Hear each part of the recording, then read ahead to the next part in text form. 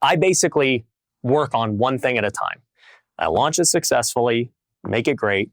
Yeah, NFT did $2.5 million. You know, that it was a very successful thing, and it will continue to be successful. Hold on. From the time you launched to today, how long has it been? Well, we launched it last week, so it's been a week.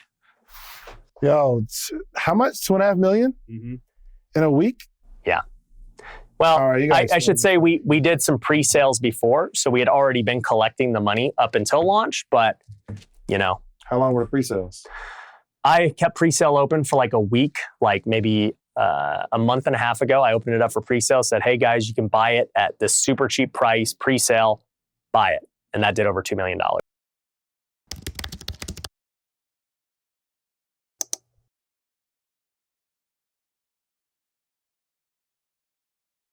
Welcome to another edition of the Social Proof Podcast, where we find dope people that did dope stuff. Today is no different. I am in Vegas. It's hot out here, 111 degrees, and it's about to get even hotter in this studio. We have Ryan Pineda. What's happening, my brother? What's up, man? Thanks for having me on. Hey, I don't think you know this, but we don't have any AC in the studio. No? It's too loud. We took it all out. So, you know, you're right. It is going to get hot. Hold on. So because of the sound of the AC, you took the AC out. Yep. So you'd rather be hot and produce than be comfortable with a little sound? It's all about the audience's experience, dude. I'll have to suffer so we can get clean audio. I don't have that. I love y'all. I don't know if I have that type of dedication. But yes, I've learned that. I just asked your team, like, what did they learn from you most? And they all said discipline, consistency, like structuring business, like really getting after it. Would you think that that's what they would say? Is that what you're trying to impart on your team? You know, I don't know that it's what I'm trying to, you know, I guess impart on them, as you would say. Like, I think I'm just being myself and I'm driven to succeed, and I know the things that it takes to succeed. You got to have discipline. You got to be consistent. You know, I learned that playing sports my whole life, and it just so happens that I think people take notice and, you know, they want to kind of take some of those attributes. Yeah. But if somebody leaves your team, right, you would hope that they say, I learned this. What would be this? Like, I'm a better person because I work with them. But this is the thing, from your perspective, I say, man, I would love for them to say that. You know, for me, as a Christian, my whole deal is like, hopefully they impart for me, like, yeah, that guy, he walked in faith. Like, everything he did was faith-based, whether it was, you know, talking about Jesus or anything else, but you could see it in all the business decisions of like, yo, you can see he does not know how this is going to play out or what's going to happen, but you could just see that there's faith that it's going to all work itself out and be just fine. And so instead of having stress and anxiety and all these things that you see are very common characteristics of business people, hopefully they can just see like, yeah, I mean, like, I watched a ton of things go wrong and his faith never wavered. Yeah. That's what I hope. I love that. All right. So we got to talk about some of the things that you've accomplished in your life. And you were kind of telling me some of your businesses. You got how many units of real estate? Over 550 now. Over 550 units that pay you every single month. You still do flips. How many per year? You know, our goal is to do over 100 a year. I think we're slowing down now with the market changing, but man, I mean, I flipped over 500 homes, so yeah. But that's not it. What else you do? You do a lot. You know, we got education for multiple things. You know, we teach people how to invest in real estate in one company. We train realtors in another company. We've got a women's mastermind for entrepreneurs. You're not even a woman. I'm not a woman, obviously. You know, I've got a great partner in that company, and it's doing really well. We just launched that about a month and a half ago. And whose idea was it, yours or hers? Well, basically how that one came about is like most of my businesses. I don't really plan these things. They're opportunities that come up, and when I look at them and I look at the problem they solve, the hole in the market, the, you know, obviously upside as a business with revenue, I just make a decision whether or not it's worth it. And so with this women's mastermind, it's called Wealthy Woman. I obviously I wasn't looking to start a women's mastermind. Right. But this girl, Heather, she's a very successful entrepreneur, multimillionaire. She owns like $30 million of real estate, single mom, 3 kids, crushing it. And she goes to me and says, she just came to the event, one of my events for Future Flipper, my education company. She goes, this is great, but there's not a lot of women. Yeah. And I said, I know, I wish there was, but it's just, we have a hard time attracting women to these events. And real estate is a industry like that in general. It's very male dominated no matter what you do. Other forms of entrepreneurship are much more equal, whether it be e-commerce or things like that. But real estate is very male dominated. Whenever I go to a real estate event, it doesn't matter who it is, 90% dudes. Yeah. And I said, yeah, if we could fix that, that'd be great. Like, give me an example. And we started talking about it. And she's like, look, I would love to basically work with you guys in some way or another, whether that's on the Future Flipper side and helping lead women in that company, or doing something completely different outside of that, where we can create this community where women in Future Flipper can go, your audience, women can go, and all that stuff. And so the more we thought about it, the more we realized on a broad level, there's not really many masterminds for women-only entrepreneurs. And so we just started thinking about it and talking about it, what it would look like. And sure enough, we launched it. So does she's like obviously in real estate, but is this her first venture in a business like this, like building community? Well, she had already had a community that was free. I think they had about 1,000 women entrepreneurs. And they were fine. They're doing it. They held a retreat before that some people in the community went to, and it was amazing. And I looked at it and said, I believe, there are women entrepreneurs that follow me that would love this. But where I think there's actually an even bigger hole is in the spouses of entrepreneurs. And so you and I are entrepreneurs, right? I just met your wife. I don't know what her role is in the business, but my wife doesn't really, she's not involved in my businesses. She's a stay-at-home mom with my 2 kids. See, boo, it's okay. It's all good. She's the best at it in the world. My wife does not want to work with me, period. And nor do I really want to work with her. Like, that's just, it works great that way. But we love having that separation between business and family. And so even when I come home, she doesn't really ask me about business, Like, she knows my brain is already fried from all the things that I do every day, that she's like trying to break it up and like, hey, let's talk about the family and the kids and what happened today and all this stuff, right? But what I realized was there's a lot of entrepreneurs in Future Flipper that have marital problems for one reason or another, right? Maybe their wife is involved in their business, maybe not. Maybe they're not spending enough time together. Maybe there's a ton of issues that cause marriage problems in entrepreneurship. And so the more I thought about it, the more I said, dude, actually, it's not the women that are only the people that would want this, but it's the couples as a whole. Like, hey, how do I reach out to the men and say, hey guys, this is really important for your wife to have a community with other women who understand the struggles that they're going through as maybe a stay-at-home mom, as a partner in an entrepreneurship relationship. And that's the problem we're trying to solve, is create the community for women. Because you and I have communities. Yeah. I'm in a bunch of masterminds. Absolutely, you and I both. Yeah. Yeah. Well, I guess that is a problem to solve. My question for you is, because you run so many businesses, you have how many employees across all your businesses? We're probably close to 100. Close to 100. Mm-hmm. How the heck do you do it all? I'm building like 2, and it's obviously kind of learning entrepreneurship and like leadership, and like, how do you manage it all? Because some people would see you and say, oh, well, I can do multiple things. I have multiple streams of income like Ryan. Yeah. And that's not the best advice for that person specifically. No. But how do you build it all and partnerships, and how do you do all that? So it's definitely not a skill that I just started off the bat with, right? It took time to develop the skill and learn how to create businesses from scratch and how to build the proper systems and processes to essentially have it run without me having to do everything day to day, right? So, my first business was like, my first successful business was the house flipping business. And so that was all I focused on. That was it. And sure enough, I learned how to build a sales team, build a marketing team, ops, admin stuff, me leading it as the COO. Hold on. Because I got to slow down. It's like, yo, you started, this is your first business. You eventually started with one house. Yep. Of course. By myself. But then we're going to like learn how to build a sales team and all that. And there's a lot of steps in between that. So before you started flipping houses, what were you doing before that? Okay. All right. So before that, I was actually a professional baseball player. Really? Yeah. So Who I did you did play Oakland A's. So I didn't try to get in business or anything. All I wanted to do is play Major League Baseball.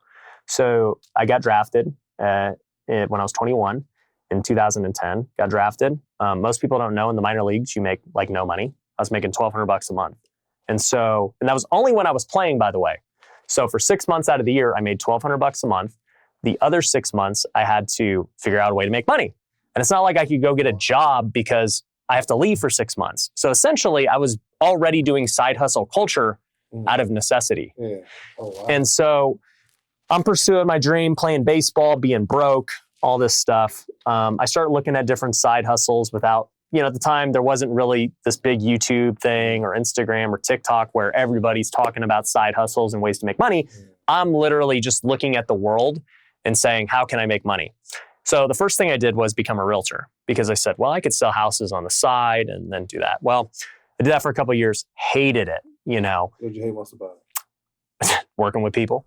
No, what I hated the most was back in 2010, it was a totally different time than it is today, right? We had just come out of the recession. People were still super scared. People had just got wrecked and prices were at all-time lows. And so I remember as a fresh face in the game, looking at these houses. And mind you, a lot of these houses here in Vegas got hit harder than any other city in the world. Really? Yep. We had the most foreclosures, the biggest drops. It was the worst. And I remember looking at a house that was built in 2008, okay?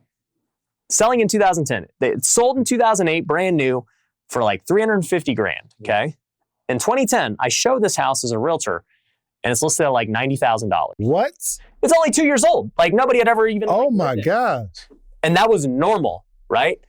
And I'm showing it to the guy, and I'm like, "This is a great deal. This house is brand new. It would just sold for $350,000. Like this is a great deal at $90,000." He's like, "Yeah, but I still think it's going to go down." And I'm just like, "Look, I'm 21. I don't know what I don't know, but common sense said." No, it's not. Like, is it going to be free? No, like, do you think it's free? How is this going to go down? Right. And it was at that point. And the worst part about that was I didn't sell that house, okay? Because he thought it would be free one day or something. I don't know. But the worst part was, had I even sold it, I would have made like $2,500, right? So like I'm working to try and make $2,500. And that was the reality of being a realtor back then, where even if you did sell a house, which was really hard because everybody had just declared bankruptcy, had a short sale, whatever, they couldn't qualify for loans. The commission was tiny. So after a couple of years, I said, this sucks. I'm done with this.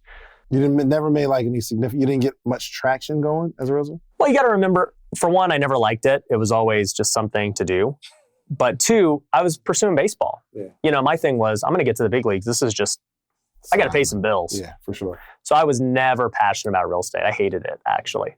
Gotcha. And then eventually you get a big break to go to the MLB? No. So I never made it to the big leagues. No.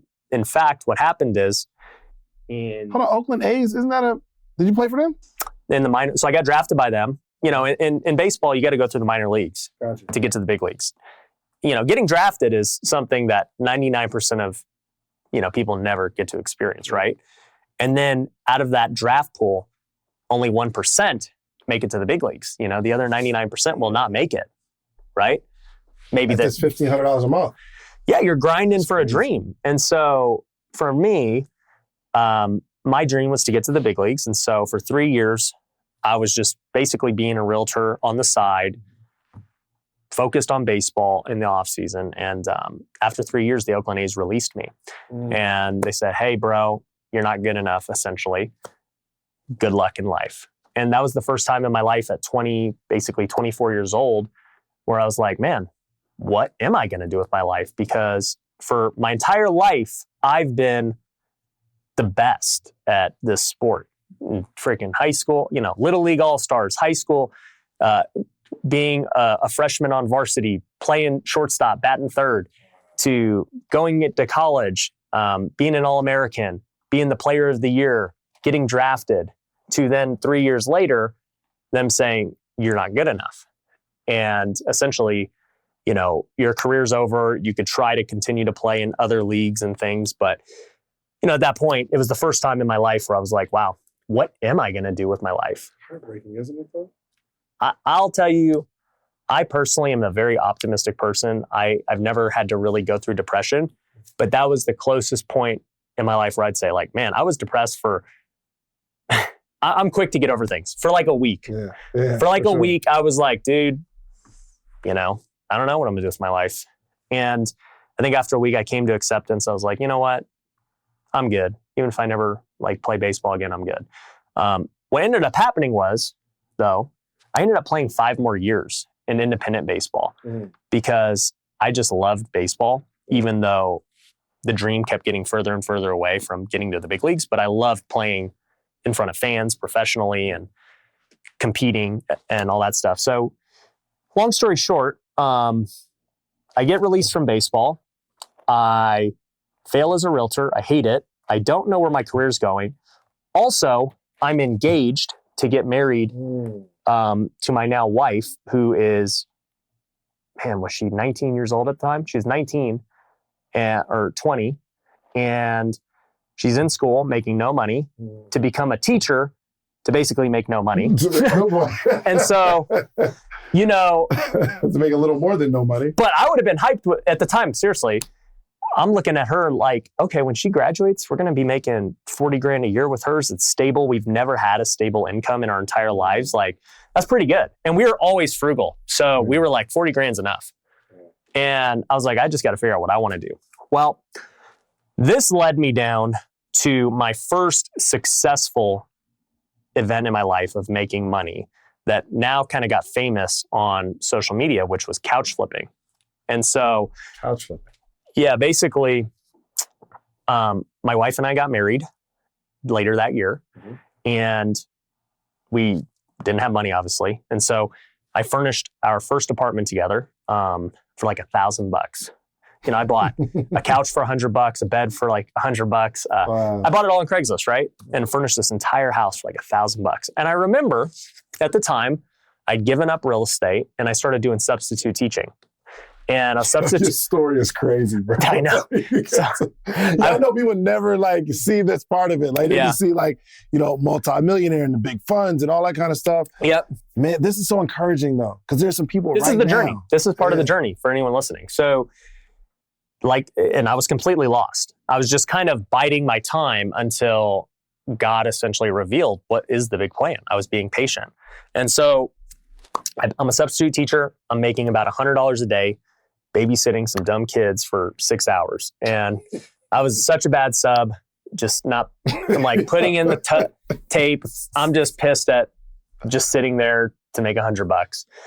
And I remember sitting there thinking, man, I did such a good job furnishing that apartment for $1,000. I bet you I could sell this for like $3,000. And that's way more than what I'm making substitute teaching. Sell all the stuff you bought for $3,000. Yeah. I was like, easily. Because I was always a good negotiator and deal finder. And that was also part of the reason why in real estate, as a realtor, I got pissed because I was good at identifying deals, but I didn't have cash to buy them. And my buyers couldn't see what I saw. So that's why I got frustrated as a realtor. So anyways, I said, you know what? I'm going to test it out. So while I'm subbing, I'm looking up furniture on Craigslist and I identify a good one. I text the guy. I'm like, I'll pick it up tonight. So go pick up this couch for like $100 or something. Put it in our little apartment. My wife's like, what is going on here? Why did you buy another couch? Right. And I'm like, well, I think I can make some money on this. And sure enough, a few days later, I sold the couch for $300.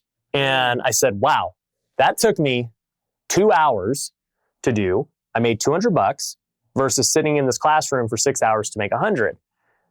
I was like, what if I just found one of these a day? If I just found one good deal a day, I could make $200 a day. That's $6,000 a month. That's way better than anything we've ever done. And I said, let's do it. So I ended up going on Craigslist. I bought a truck for $1,500. And I said, I'm going all in at this. I rented a storage unit for like $150 a month. And I just went to work.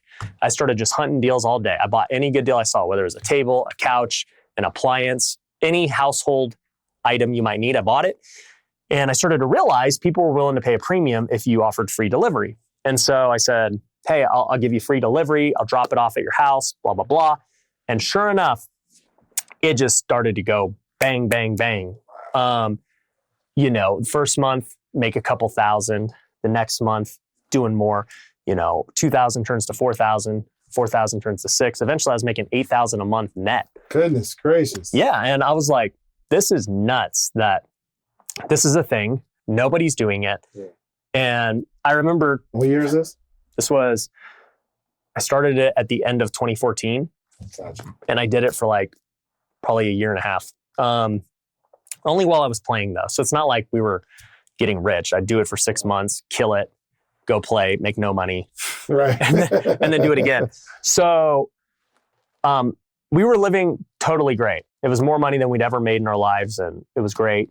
But eventually what happened was, even though I got really good at couch flipping, I just remember feeling like, all right, this is like, I'm super grateful that, God has blessed me and we're doing great, but this is not what I'm meant to do the rest of my life. Yeah. Am I going to just buy and sell furniture forever, with nothing beyond that? All right, listen, every single week, every episode, you hear me talking about themorningmeetup.com. It's the community. Let me show you what's happening here. Every single morning, Monday through Friday, there's 400 plus people on a Zoom call, right? We're learning, we're talking, we're growing together, and this is you.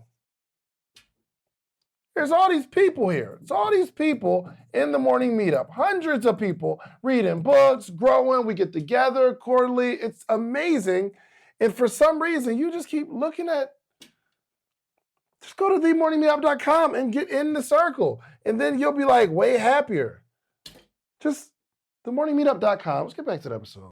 Isn't it amazing though, Ryan, how you could be in a situation, you don't like the situation, like you start accomplishing something you've never, saw yourself doing. Like you accomplish something major, and eventually that thing becomes kind of not depressing, but it's like, this isn't good enough. Mm-hmm. You know what I mean? 1,000%. Like I think we get through that. Like someone else, even at higher levels, somebody might be it was so crazy. We was at the Grant Cardone's mastermind, and from my perspective, it was different. There were some people that are making like $30 million, $40 million a year, and they say stuff like, man, I'm just stuck at 30 million. I'm like, what? What do you mean stuck? No one can be stuck at 30 million.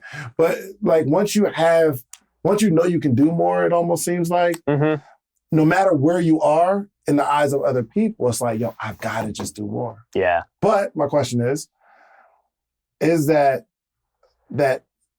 does that ever stop? No, it doesn't ever stop. No. You're always striving to achieve more, which you don't really understand until you keep achieving more, right? So, for me, if you would have told me a year prior to flipping couches that, hey, dude, you're going to be making $8,000 a month and not really even working that hard, I'd be like, holy crap, this is amazing. I'd be chill just doing that the rest of my life. But, you do it and you realize, man, I've mastered this. There's not really much more to this, like, am I going to go open up shops in other cities or anything else? But for me anyways, I remember praying. We were on our 1-year anniversary in New Orleans. We were there to go watch the Packers play the Saints. Packers were always my favorite team growing up. And I remember praying during that. I was reflecting on our first year of marriage, and I just said, God, what do you want me to do with my life? Is it baseball? It's, I've already been released. It's looking like it's not going to happen in the big leagues. And I'm just kind of playing for fun at this point. I don't think it's this couch flipping thing, even though it's been great in the long haul. What do you really want me to do? Because I don't have a career. And I remember him telling me real estate. And I'm thinking, why would I do real estate again? Like, I hated that. And all of a sudden I see this commercial. It's like, hey, learn how to flip houses with none of your own money, blah, blah, blah. And I'm thinking, that's a scam. And so I've always been very pessimistic on like things like that. And I've always been guarded. And sure enough, I just felt God calling me like, hey, look into it. And I was like, fine. So I Google it. Can you buy real estate with no money? And then I see all these Google results, and a website called Bigger Pockets pops up. And it's like, oh, yeah. That's a podcast now. Yep. So literally that year I looked it up, I think was their very first year doing the podcast. Oh, that's interesting. And so I go to this thing, and sure enough, I start listening to the podcast and looking through the forums, and I buy one of their books.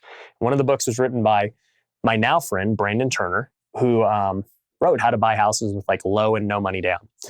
I read it and I go, holy crap, you really can buy real estate without using your own money. There's these private money lenders, there's these hard money lenders, there's wholesaling. And essentially it's all this stuff that you never learn in realtor school because that's not what they do. And I was like, holy crap, I'm good at finding deals. I could totally do this and flip houses, and I can go make 20 grand on a deal versus $200 on a couch. Right. So I ended up, there's a lot that happens in between that, but I go home, I'm like, I'm all in.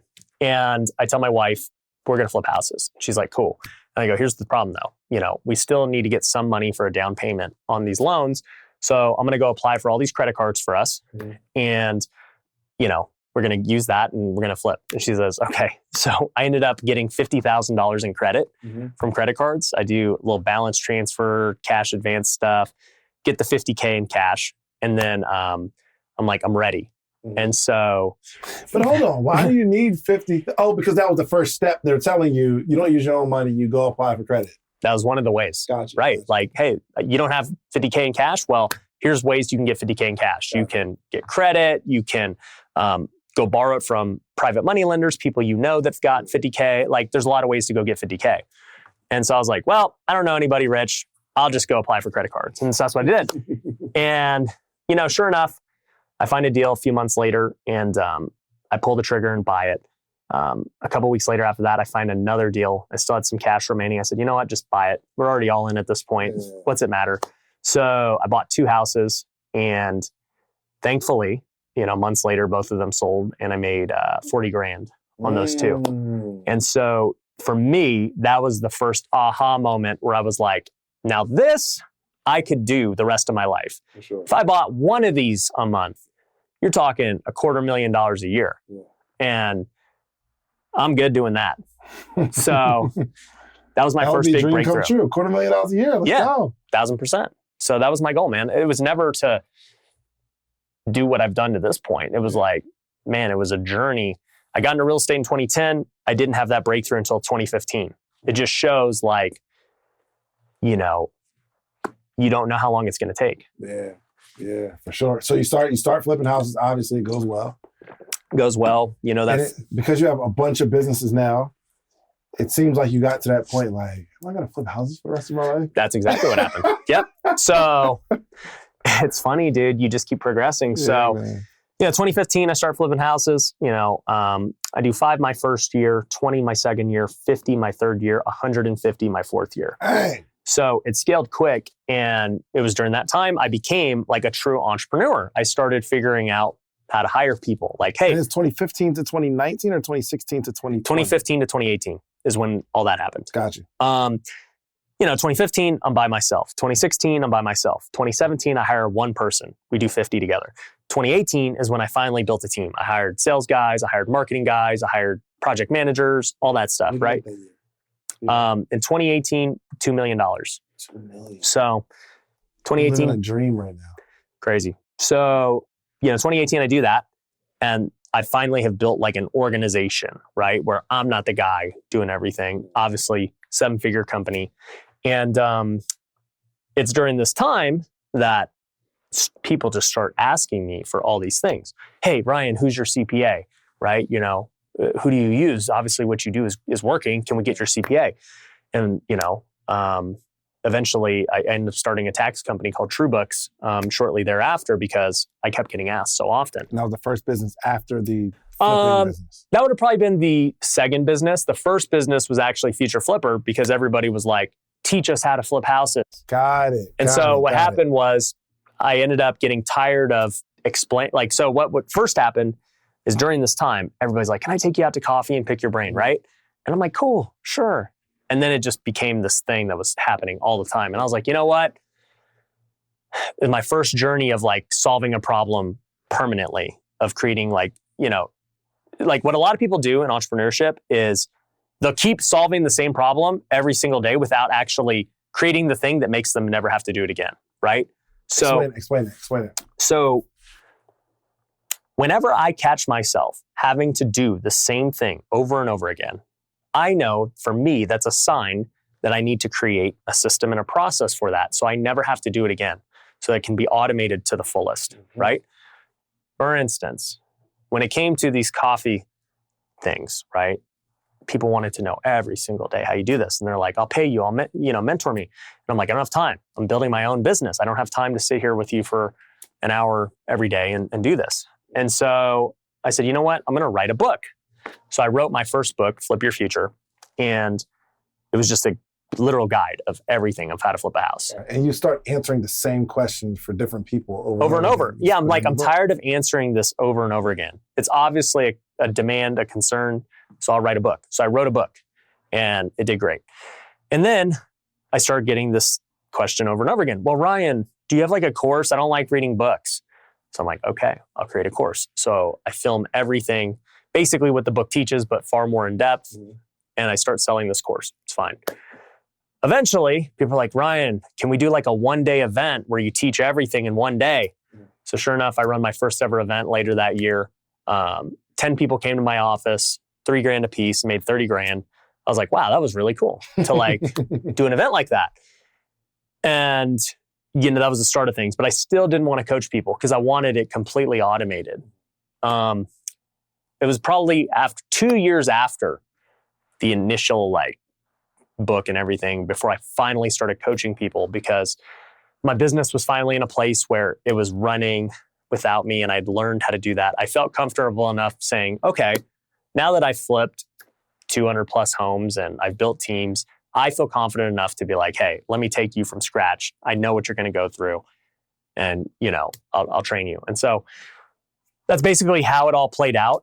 The education came first, then tax, and then eventually these other things started happening with other businesses where I kept seeing demand from the same kind of people and the same problems coming up, right?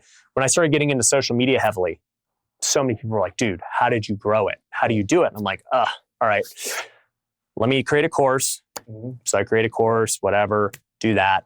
And really like what it's come down to is every business I really start has been an answer to problems and questions and things that I constantly hear. Because if I hear that, that tells me nobody's providing the solution.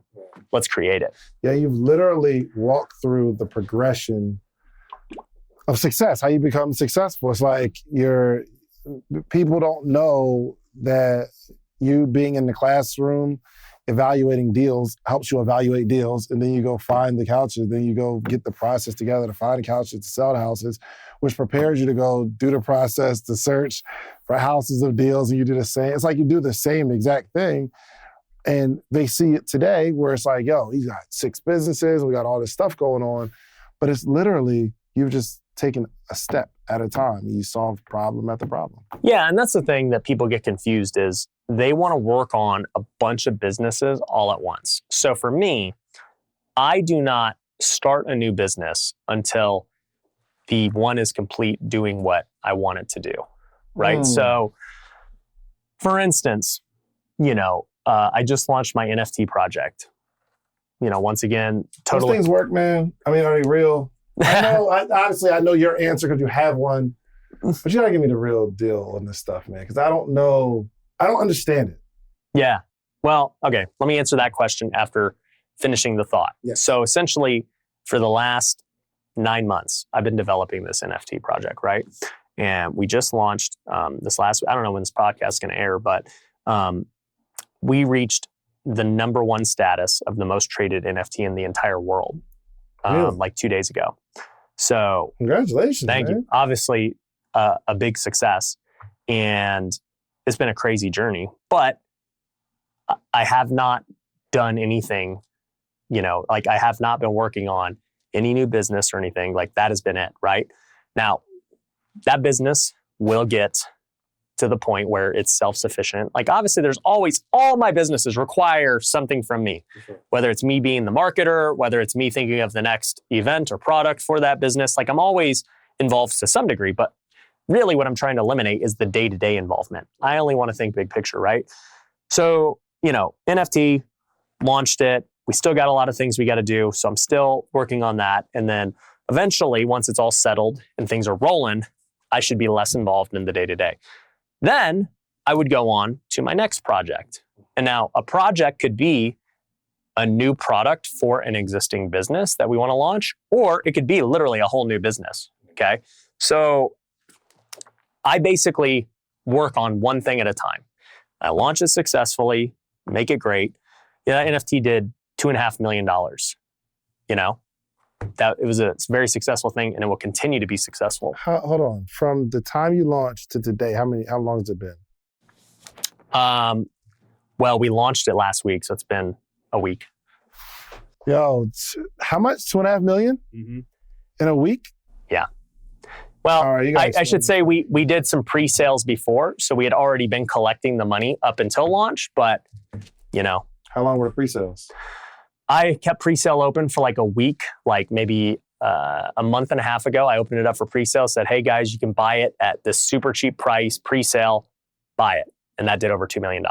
And then we finally launched it last week. And now, I don't want to jinx it. I'm not even going to say what it's worth today on the show. And like, I'm not going to jinx it. So anyways, long story short, I've been singularly focused on making sure that goes well.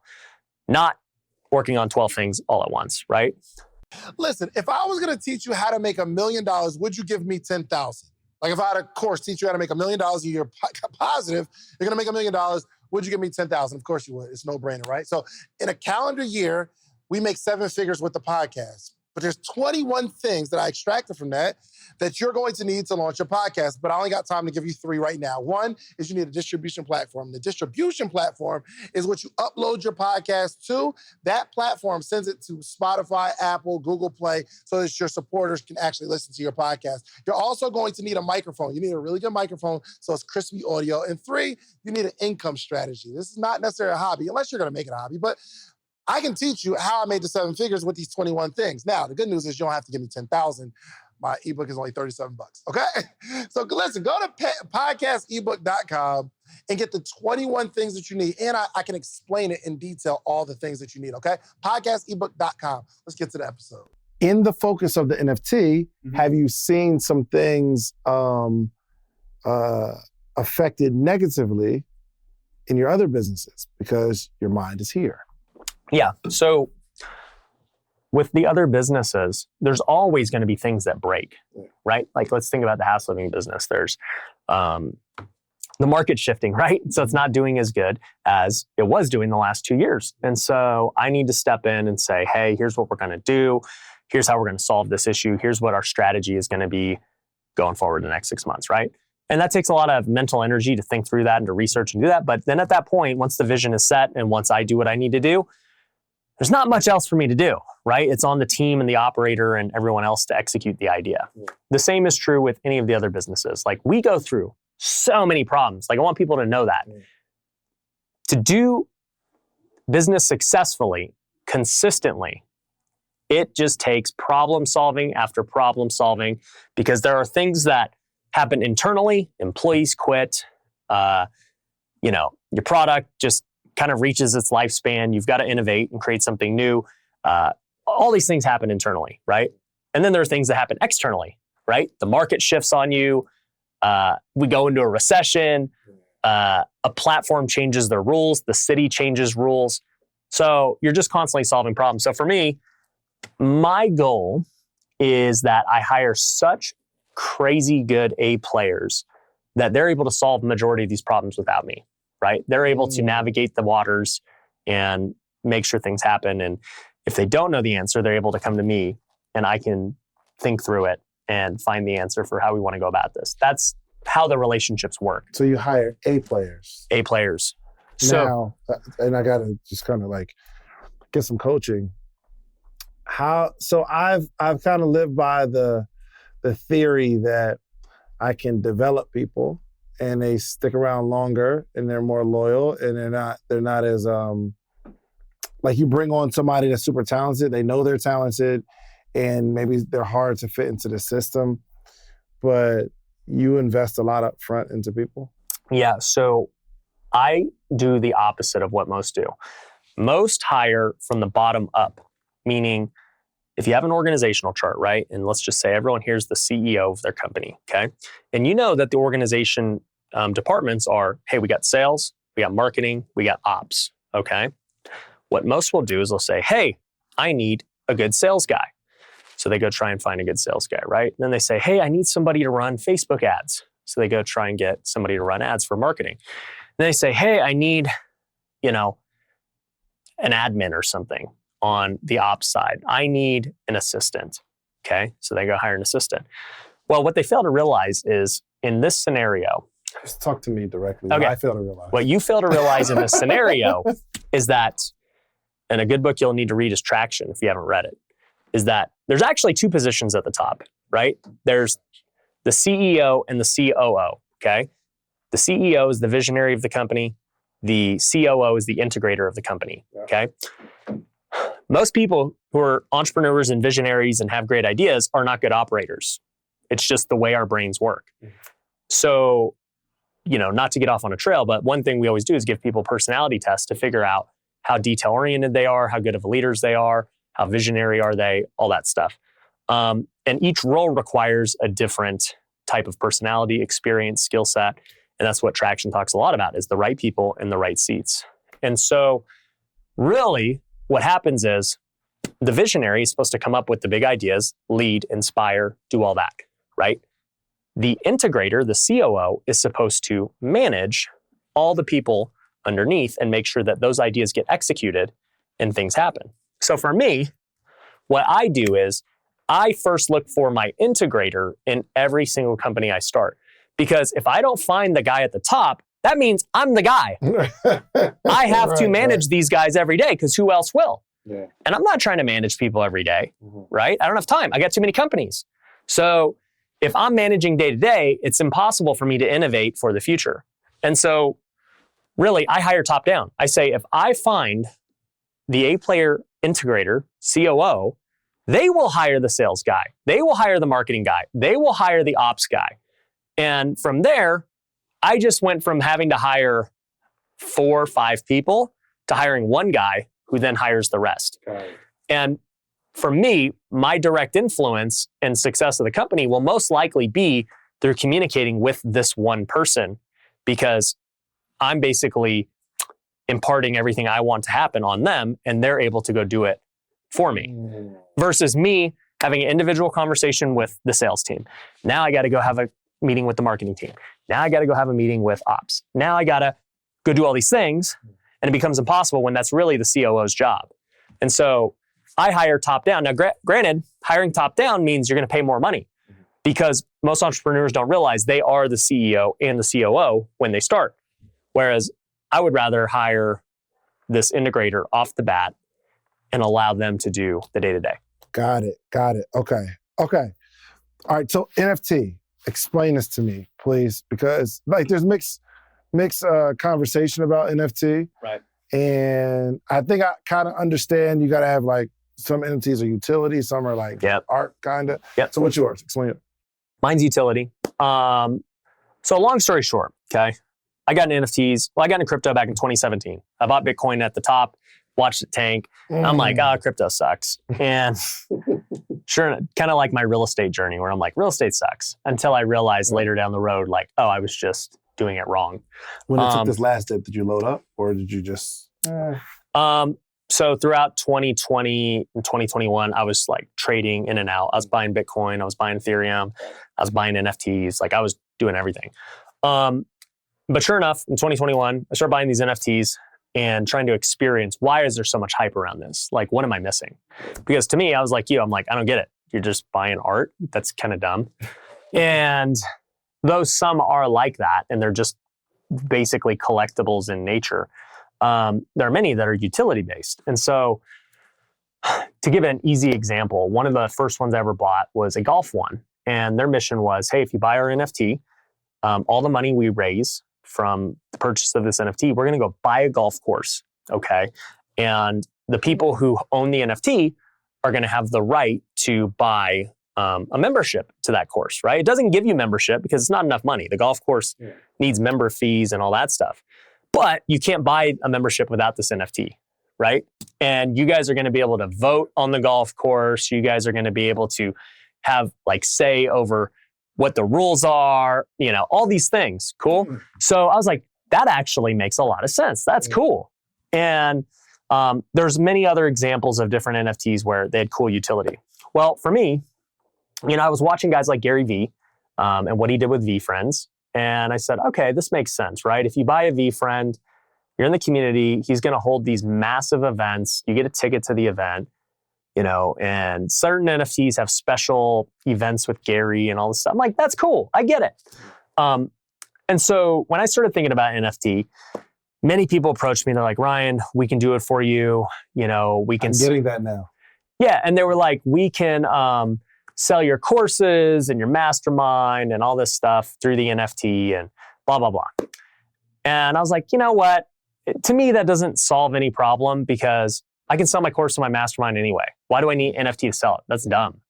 And they were like, well, you know, the beauty is when you sell it this way, the people have ownership and access into it. So it's like, unlike a normal mastermind where if you buy in, you can't sell your membership. Like if you stop using it, you stop using it. Well, with an NFT, you can go transfer it to somebody else if you get tired of it, whatever. So it's actually very good for the consumer, right? And so I started to think, okay, I understand that from the education perspective.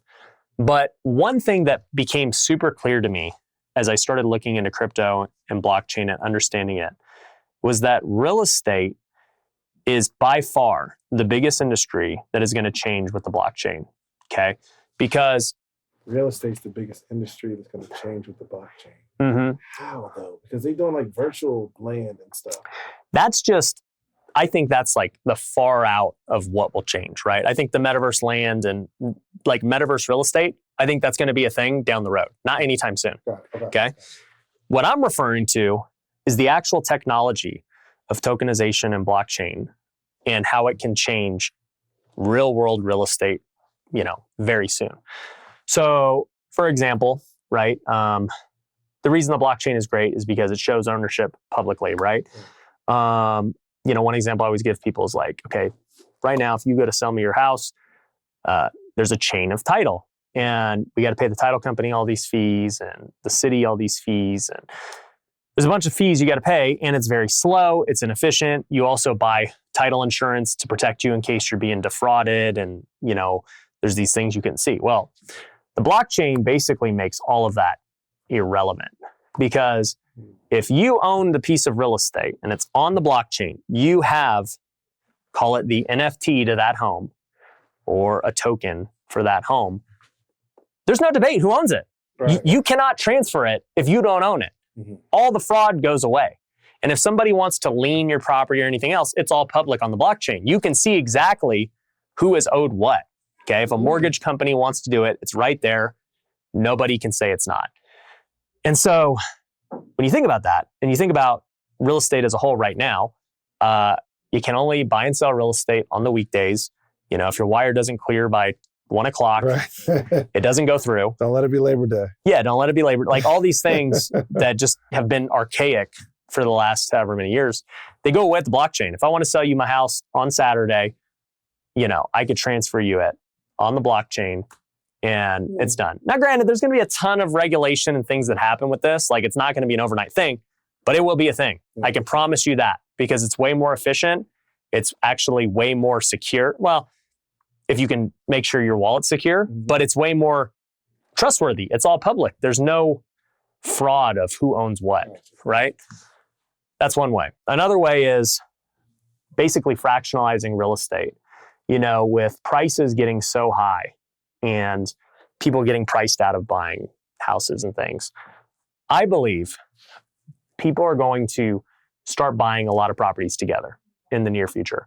And people already do this with funds and syndications, right? Like, so I have a fund right now. We've bought over 500 units. And what happens is somebody gives us money, accredited investors, and they invest in like minimum of 50K chunks. And they know going into it, their money's locked up for the next 5 years. That's just part of the deal investing in a fund, because it takes time for us to get these apartments stabilized and rented and all that stuff. Well, if I was able to offer it to anyone and everyone at $10 or $100, and I instead gave them a token that was tradable. Right. Well, now all of a sudden, you're opening it up for lots of people to invest in a project. You're also opening it up for more liquidity to enter into the real estate market, because all these people who have only $1,000 or whatever, they can't buy any real estate, period. They're never going to buy. But now they can. Also, what you're opening up is the ability to exit a deal way faster. Because right now, if you want to exit out of a fund, you really can't. You're waiting 5 years to get paid. If you want to sell your house today, you're going to wait a little bit to go find a buyer and do that, right? But if I own tokens in this particular building that we're in right now, right? We bought it tokenized, and you got a bunch of tokens, I got a bunch of tokens, and all the other investors got tokens too. If you want to sell, go list your tokens on the market and go sell them and get cash out. If you think that the building's gone up in value the last couple of years, or you're in a crunch, you need your money back, now you can. So essentially what blockchain and everything is going to create is this more efficient market. And it's going to really make real estate more liquid than it is today. And it's going to happen. There's just no way it doesn't. And is that what your NFT is wrapped around? Real estate? Yes. So basically, we talked about solving problems earlier. So the problem is, I've talked about this concept after it finally occurring to me and talking to a lot of smart people, that this is happening. In fact, there are companies that already do this. Okay. It's just not mainstream yet. Oh, wow. Right. And so if this is going to be the norm, where it's like, why would you invest in my fund if I can't let you get your money back for 5 years? When the norm is, hey, you can go trade at any point if you want to get liquid again. Sure. For me, as the guy who has the property, I don't care if you trade. I've already got the money. We've already bought the asset. It does not matter to me what you want to do. Got you. Right? Got you. So for me, thinking through this and everything, and I've talked about it on podcasts and YouTube and stuff, lots of people are like, I agree. What now? Yeah. Knowing this information. That's my next thought. Okay, how do I get in this? Exactly. So that was where the NFT came about. I was like, you know what? We're going to solve a problem and create the #1 community around real estate and blockchain. And we're going to have trainings on real estate so that crypto people can understand the nuances of real estate and investing and all that. And then we're going to have crypto training for the real estate people so they understand the blockchain, right? And we're going to have big events. We're going to run it just like I run my other masterminds and companies. We got chats, we got all that stuff. And then we're also going to take it to another level and add the elements of what makes normal NFTs special. Having great art, doing all these different gamification aspects to it. And that's why it's been ultra successful, is because it solves a need that's going to be huge. And like the main goal of it being, obviously we want to educate, but the real plan is, if I can attract the people that want to go into the space and create the businesses in this space and do deals in this space, I've got them all. That's dope. You're teaching real estate, and for people, you're teaching real estate, crypto, and the thing that they just bought. Like teaching them the whole NFT building businesses. Because you're going to experience it and you're going to start to understand, okay, this is how it all works. Yeah. Now I can start to visualize for my own self, if I want to build a business in this space that's going to happen, it's not here today, but it will happen, and you're going to be prepared. And the beauty is, for me anyways, I'm going to partner with a lot of these people. Because there's going to be people with great ideas. There's going to be people who got a lot of money. They want to invest. They want to do all this stuff.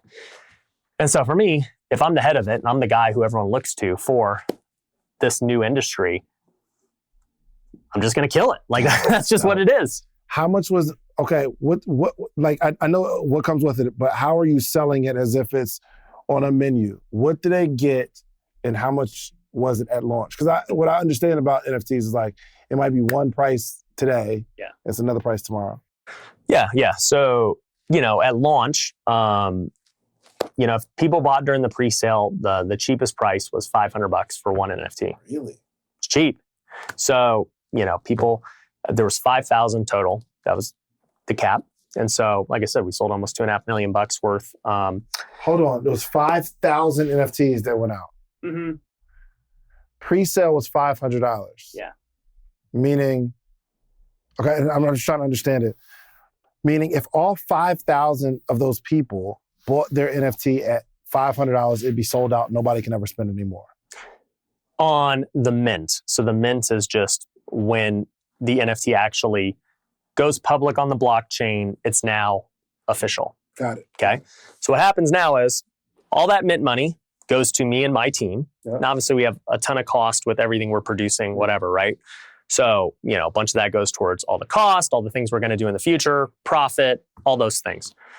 Now that those people have minted, right? Well, we did it different than everyone else. What typically happens is in the crypto space, you mint right then and there. So people will go to whatever the minting website, they'll pay in Ethereum or credit card right there. They'll buy it that day and like however many mint, and that's it.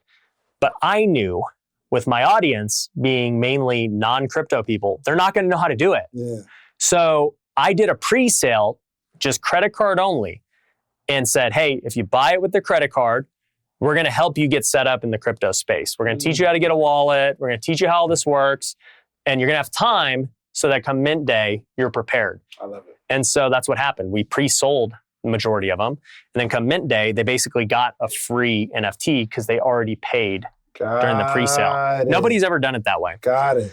And it was just an idea that came to me that was like, I don't know why no one's done this yet, but this is a smarter way to do it. And so I did it that way. And what happened was, a week ago we minted.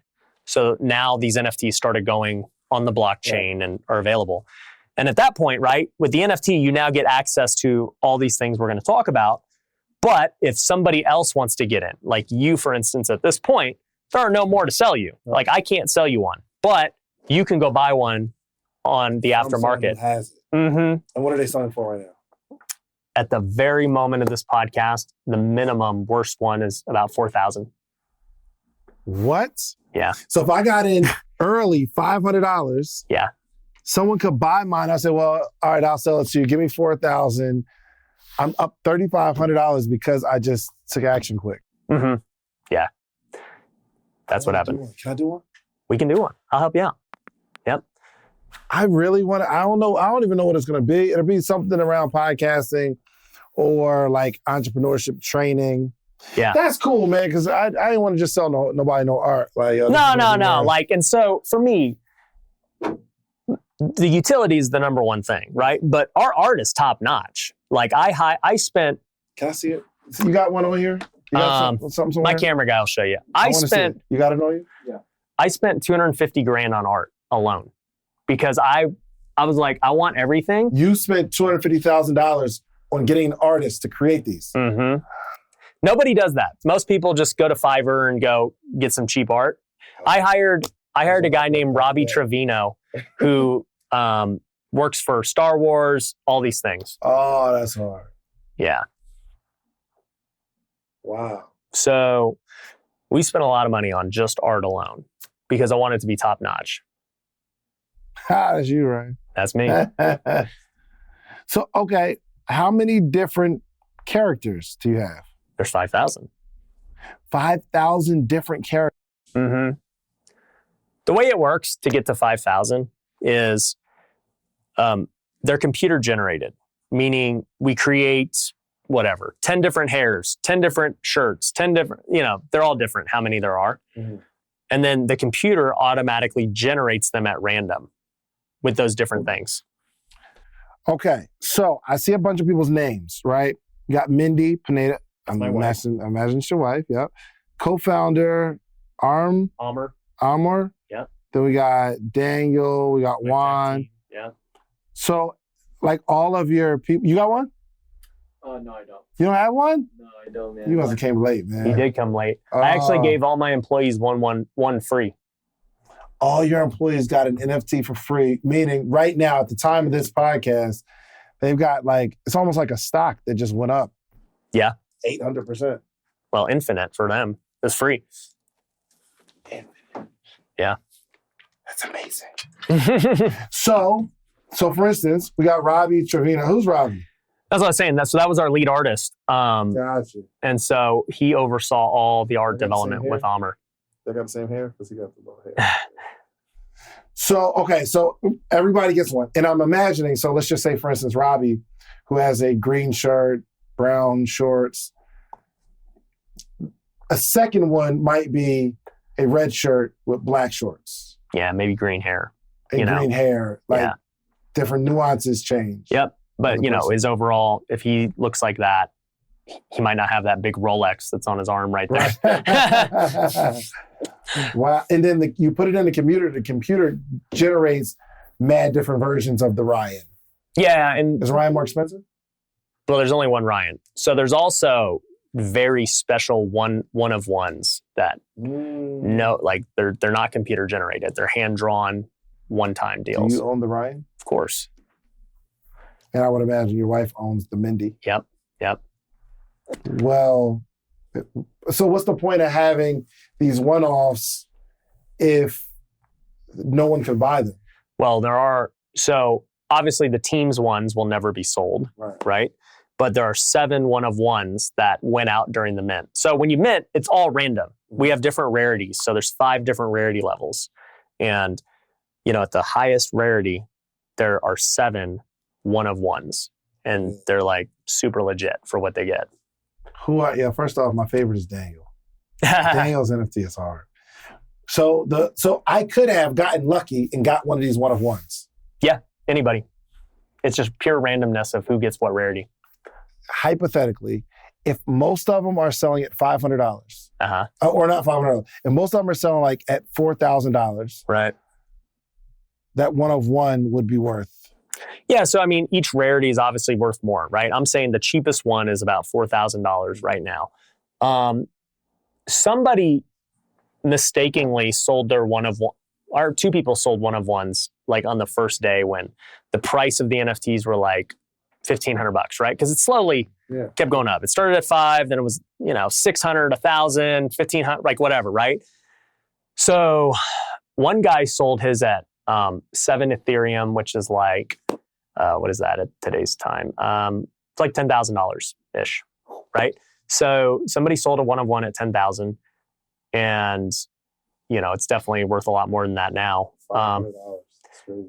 Yeah, but we haven't announced everything that a one-of-one gets. So that's the beauty of NFTs too, is you got to always keep people on their toes of what's coming, because that keeps people engaged and wanting to hold and be a part of it. So the one-of-ones are actually getting, when's this podcast getting released? I don't know, but it depends on when mine gets released. Okay. Yeah. So I don't, I can't say what. Okay. So I don't want to say what the one-of-ones get, but they're getting some really valuable stuff that are cool. If this is getting released in a month, who knows what the NFT is worth? Hopefully a lot more than what we're talking about today, but and that's how crypto and NFTs are, dude. They're like this, man. You could be on top of the world one day, whatever. But for me anyways, as the guy creating the NFT, I know for everyone that bought at $500, you're going to get way more than $500 of value. That's the dopest thing you do for your community. It does not matter what the NFT is worth. Like, you're going to get way more and all the trainings, the relationships, the events.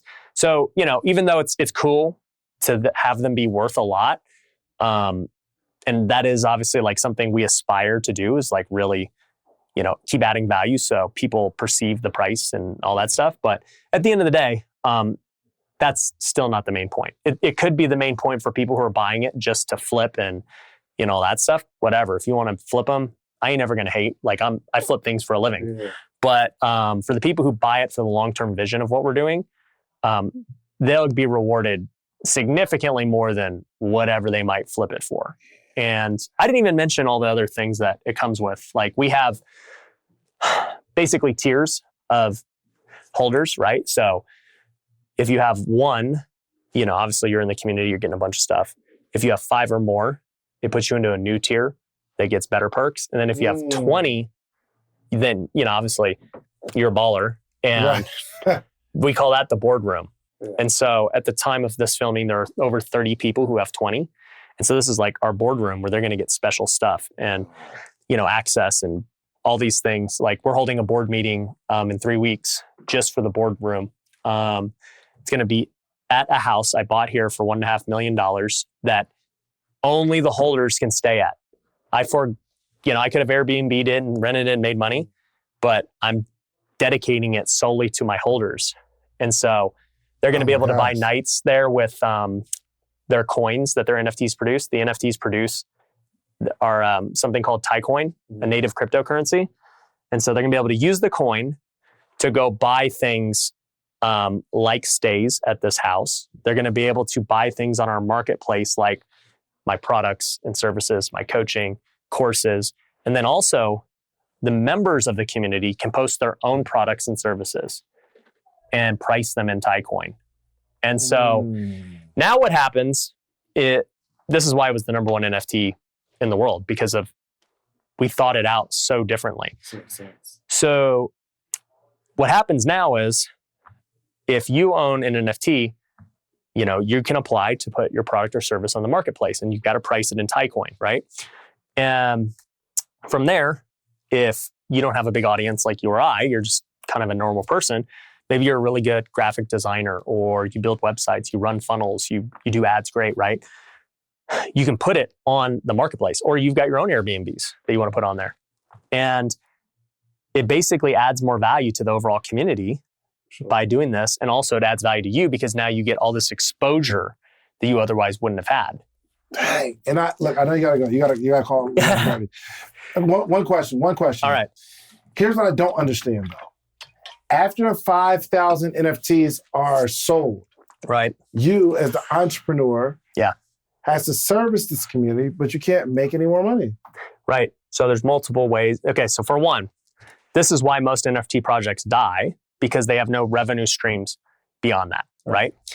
So I've created multiple revenue streams that will make me a lot of money. Right. I'm not doing this for free. Right. I'm trying to make money. Of course. So the first is that first and foremost, even if I lost money running Tykes, it would still be a net win because it would just be a marketing expense to sell all my other products and services. To this captive audience. Yeah, they're getting all this stuff. You don't think they're going to go buy coaching and tax and all this other stuff? So for one, even if Tykes itself didn't make money, it would still be well worth it. It's very much like my social media today. We were talking earlier about the podcast and monetizing. I lose money on social media every month. We spend across all my channels, over $60,000 a month producing content. I don't make $60,000 in AdSense or sponsors, right? Because I shout out my own companies because they make me way more. So I'm cool losing money as a marketing expense. It's not even losing money. It's just investing. And the government's going to get it or not. Yeah. So that part for sure. But as far as how you would keep the NFT going in the long run, well, what most projects do is a second mint, right? If the first mint is successful, they'll do a second one, right? So there's only 5,000. Let's just say this NFT is worth, 10 grand, right? And most people are like, dude, I can't buy in. Well, you can create a weaker version at say $2,000, right? And $1,000 and allow people to get in that way. And they'll obviously get way less than the people who have that other stuff. And you got to just figure out, hey, what's fair for everyone? So that's one way a lot of projects raise money. The second way they may raise money is through royalties. So every time the NFT trades hands on the open market, you can set your royalty percentage. Now, the royalty percentage varies. I mean, you'll see projects anywhere from, no royalty to 20% royalty. I would say like the standard is probably 5 to 10%, depending on the price of the NFT. Our royalty percentage is 7%, okay? So in this first week of trading on the open market, we had over 1,000 ETH in volume. So ETH is, call it $1,600. That's $1.6 million in volume. So take 7% of 1.6 million. It's like $110,000 in royalties I made. Oh, wow. In a week. right? So that covers a lot of money. Yeah, for sure. That's cool. That covers operating costs pretty good in just 1 week, right? And that never stops. You get paid forever. That's passive income, by the way. So that's one way that you can do it. The second, or another way that we're personally doing it, is through the marketplace that I just told you about, right? So on the marketplace, we'll take a percentage of every transaction that goes through the marketplace. And so we'll be able to make money every time someone buys a product or service. You know, all of these things are meant to continue to feed the project itself. You know, they're not being greedy or it's just like, hey, if we can self-sustain by creating win-win scenarios where everyone's incentivized for the right things, it's going to work really well. You know, the last way would go back to the first one of like, hey, if I sell stuff with my other companies, it's all good. So, you know, we're going to hold a massive event, the first ever real estate and Web3 event, like the biggest. And you can guarantee my companies will have booths of course, at those events, right? We'll sell stuff. So the event itself will make me money. So like there's all, and by the way too, that's not even counting all the deals that happen with the members. How many deals are going to happen in real estate, in starting businesses, in affiliates? Like there's so many ways to make money when you already know, when you have an engaged community that believes in the vision, they're getting value.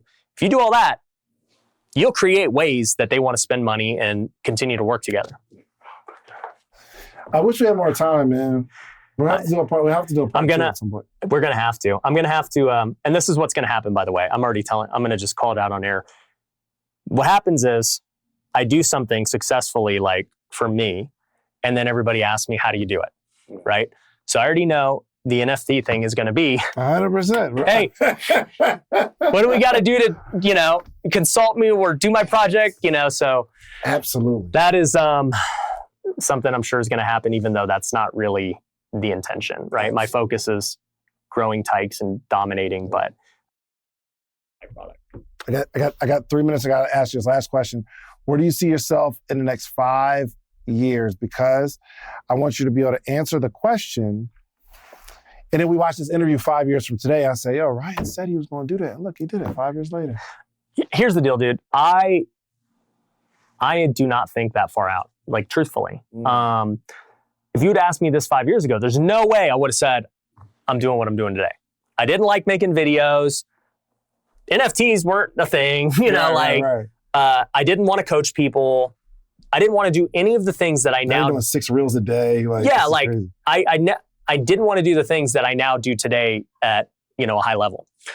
And I tell people this all the time too. 2016, so it's now been 6 years, but last year it was relevant. 5 years ago was the first time I ever made 6 figures in a year, right? So to go from you can make 6 figures in a year to $2.5 million in a week with an NFT, how do you predict that? You can't predict that 5 years from now. So when you ask me today, what am I going to do 5 years from now? I have no idea, dude. Like I'm focused on getting what I got to get done today done, continuing to see where God kind of leads me next. I'm sure at some point, like you said, with house flipping, I'm not super concerned about trying to flip more houses. It's not my focus because I'm focused on bigger things now with, what I'm calling digital real estate and NFTs. I'm focused on buying big apartments. I'm focused on building my brand because those are all higher value uses of my time. So if I were to guess, even though this is not what I do, if I were to guess, I'd say, well, at that point, I would assume I probably got a couple banger businesses. Like I would guess more so I consolidated a lot of the lesser businesses into maybe I sold them, maybe, I'm just completely out of them, period. And like, I'm just a passive board member on them and, whatever. And I think I'll probably have gotten a couple that are really big, like maybe hundreds of millions of dollars, like big, maybe billion. I don't know. Who knows, dude? Yeah, who knows? Who knows? Ryan, thank you so much. We'll have some links in the description for people to connect with you, support you, learn, some of your products and offering. Yeah. Hopefully we can have a discount code on something. Just make it social proof. Okay. Cool. Just promo code social proof. All right. Anything you want to close it out with? Man, that's pretty much it. Yeah, I think what's probably most relevant to your audience is, getting into real estate investing. That's what got me started on all this stuff. I think whether you're a W-2 person, real estate investing is always going to be great for you. If you want to make it your main business, it's going to be great for you. And if you end up wanting to get into that, like David just said, just tell us, go to futureflipper.com and tell us you came from Social Proof, and we'll give you guys a deal. There we have it. Listen, we can't close it out no better than that. Do yourself a favor. One, follow Ryan and all the amazing things he's doing. Get you an NFT. Get you some real estate. Whatever he's doing, just do that, okay? And also, go become really, really successful, but you got to get you some social proof, meaning go build you something, then come back to your community and teach them how you did it. It's the only way our communities grow. We're out of here. Peace.